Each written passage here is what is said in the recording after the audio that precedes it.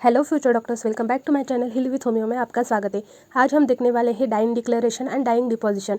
इसका डिफरेंस पूछा जा सकता है और सिर्फ एसक्यू के लिए भी पूछा जा सकता है। मतलब डाइंग डिक्लेरेशन एक्सप्लेन करो 5 मार्क्स के लिए और डाइंग डिपोजिशन एक्सप्लेन करो 5 मार्क्स के लिए, ऐसा भी पूछा जा सकता है। तो चलिए शुरू करते हैं। मैं आपको डाइंग डिक्लेरेशन और डाइंग डिपोजिशन का सबसे पहले मतलब बताती हूँ आसान भाषा में। डाइंग मतलब क्या? डेट की, मतलब अगर किसी पर्सन की डेट हो गई हो तो उस पोजीशन को, जो डेट की स्थिति होती है, उसको हम क्या बोलते हैं? डाइंग। और डिक्लेरेशन मतलब बयान देना, घोषणा करना। जब कोई व्यक्ति मरने से पहले अपनी मृत्यु का कारण या यह बताना है कि उसको किसने मारा है, किसने चोट पहुंचाई है, तो उसका जो बयान होगा उसको हम क्या कहेंगे? Dying declaration. And dying deposition का मतलब है, डिपोजिशन का मतलब है अदालत में ओथ मतलब शपथ लेकर दिया गया बयान, उसको हम फॉर्मल एविडेंस कहते हैं। मतलब आसान भाषा में, जब मरने वाला व्यक्ति कोर्ट या मैजिस्ट्रेट के सामने कानूनी प्रक्रिया के अनुसार शपथ लेकर बयान देता है और उस पर दोनों पक्ष क्रॉस एग्जामिनेशन कर सकते हैं, तो उसे डाइंग डिपोजिशन कहते हैं। डाइंग डिक्लेरेशन तो इजी था, डाइंग डिपोजिशन आपको थोड़ा सा मतलब कठिन जाएगा समझने के लिए। तो मैं आपको एग्जांपल देती हूँ।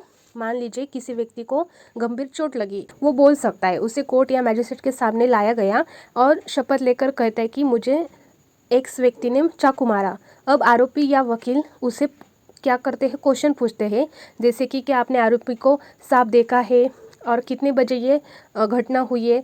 तो ये क्या होगा? डाइंग डिपोजिशन होगा। अगर और जो डाइंग डिपोजिशन है, इसका ये एग्जाम्पल है। अगर डाइंग डिक्लेरेशन का मतलब कि एक व्यक्ति को गोली लगी और डॉक्टर जानते हैं कि वो शायद अभी नहीं बचेगा, और डॉक्टर पूछे उसको कि अरे तुम्हें गोली किसने मारी, तो वो एक्स पर्सन का नाम लेता है, तो उसको हम क्या कहते हैं? Dying declaration. मतलब हमारे यहाँ डाइंग डिक्लेरेशन क्या होता है? अगर कोई व्यक्ति मरने से पहले कुछ बोलता है और फिर मरता है, डेथ होती है उसकी, तो उसका जो लास्ट का जो बयान होता है उसको सच में लिया जाता है, उस पर कुछ ऐसा क्रॉस एग्जामिनेशन वगैरह नहीं कर सकते। इसको ही हम क्या बोलते हैं? Dying declaration. और अलग हम क्रॉस एग्जामिनेशन करते हैं, क्वेश्चन पूछते हैं और उसके बाद कोई व्यक्ति की मृत्यु होती है, तो उसको हम कहते हैं डाइंग डिपोजिशन।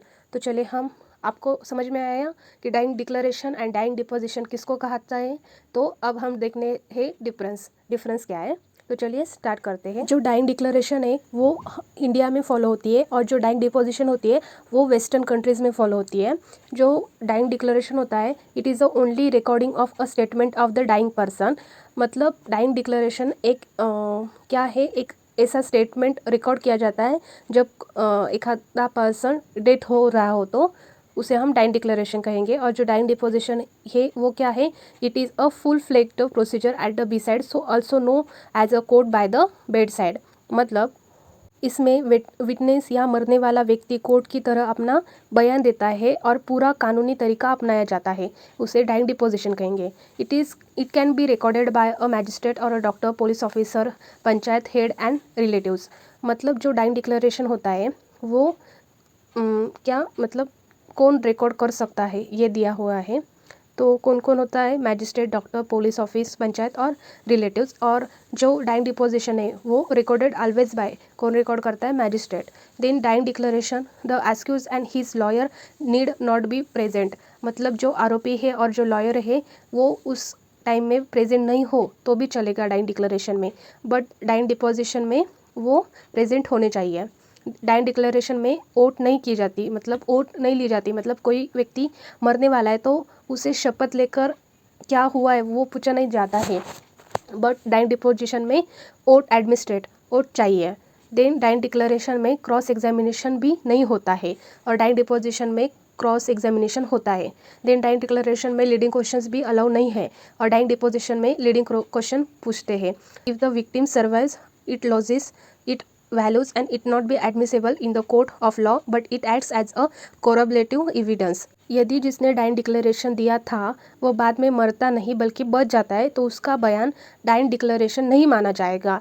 वह अदालत में डाइंग डिक्लेरेशन के रूप में स्वीकार नहीं होगा, लेकिन हाँ, कोबोरेटिव एविडेंस मतलब जो सहायक साक्ष्य होता है उसके रूप में इसका इस्तेमाल कर सकते हैं।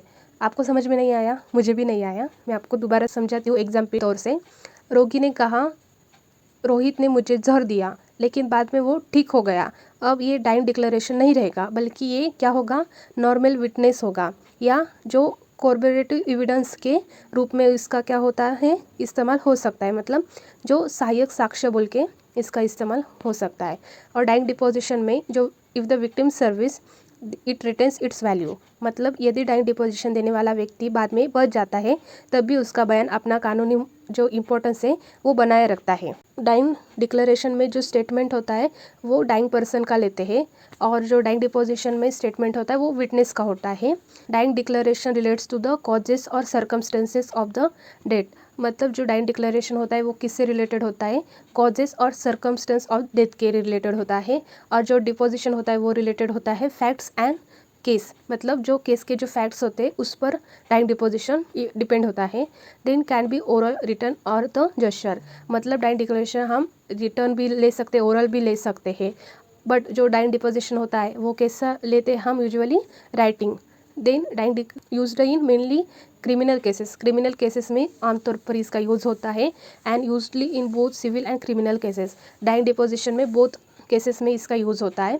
डाइंग डिक्लेरेशन में medical fitness should be certified, और डाइंग डिक्लेरेशन में मेडिकल फिटनेस चाहिए, और डाइंग डिपोजिशन में जनरली नॉट रिक्वायर्ड, मतलब आमतौर पर रिक्वायर्ड नहीं है। Dying declaration can not be corrected after death, और जो डाइंग डिक्लेरेशन होता है वो डेट के बाद मतलब करेक्ट नहीं किया जाता, जो लिखा होगा वही रहेगा, कुछ भी करेक्शन नहीं होगा। और डाइंग डिपोजिशन में क्लैरिफाइड ड्यूरिंग एग्जामिनेशन हम कर सकते हैं। ये हो गया हमारा dying declaration and dying deposition का डिफरेंस। तो वीडियो अच्छा लगे तो लाइक, शेयर और सब्सक्राइब कीजिए। Thank you for watching.